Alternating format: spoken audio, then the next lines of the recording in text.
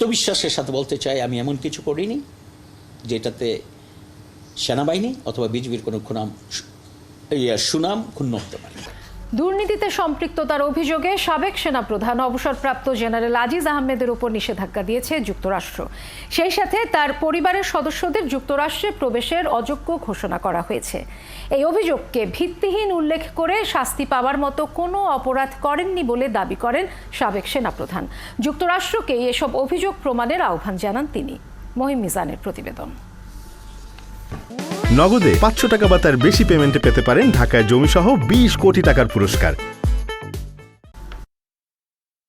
সাবেক সেনাপ্রধান অবসরপ্রাপ্ত জেনারেল আজিজ আহমেদ ও তার পরিবারের সদস্যদের যুক্তরাষ্ট্রে প্রবেশের ক্ষেত্রে নিষেধাজ্ঞা দিয়ে একটি বিবৃতি প্রকাশ করেছে মার্কিন পররাষ্ট্র দপ্তর। বিবৃতিতে বলা হয়েছে, জেনারেল আজিজের কর্মকাণ্ড বাংলাদেশের গণতান্ত্রিক প্রতিষ্ঠান ও সরকারি প্রতিষ্ঠানের প্রতি জনগণের বিশ্বাসকে ক্ষুণ্ণ করতে ভূমিকা রেখেছে। নিয়মতান্ত্রিক প্রক্রিয়া হস্তক্ষেপের মাধ্যমে তিনি উল্লেখযোগ্য দুর্নীতিতে জড়িয়েছেন এমন অভিযোগকে ভিত্তিহীন দাবি করে নিজ অবস্থান ব্যাখ্যা করেন সাবেক এই সেনাপ্রধান। আমি 4 বছর বিজিবিতে ছিলাম, আমি চাইলে কি তাদেরকে বিজিবির লাইসেন্স করে দিতে পারতাম না? আমি সেনাপ্রধান ছিলাম, আমি কি চাইলে ইনফ্লুয়েন্স যদি করে তাদেরকে ডিজিডিবিতে আমি লাইসেন্স করে দিতে পারতাম না?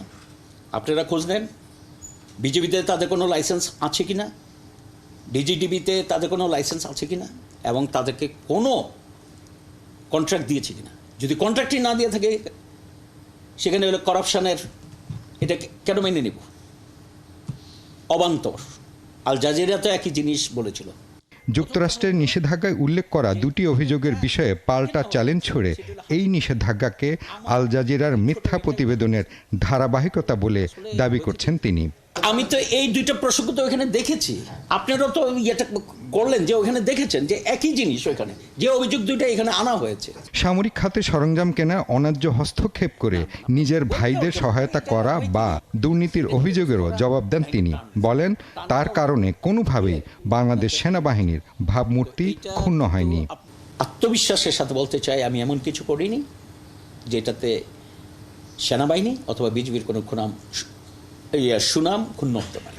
আমি এই সরকারেরই একজন সেনাপ্রধান ছিলাম।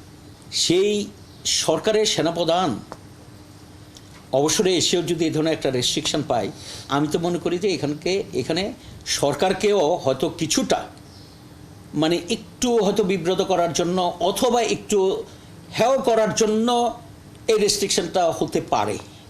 যুক্তরাষ্ট্রের নিষেধাজ্ঞাকে অপ্রত্যাশিত ও দুর্ভাগ্যজনক মন্তব্য করে কখনো যুক্তরাষ্ট্রে যাওয়ার প্রয়োজন হলে দূতাবাসের সাথে যোগাযোগ করতে পারেন বলেও জানান সাবেক এই সেনাপ্রধান। মহিম মিজান, ৭১, ঢাকা।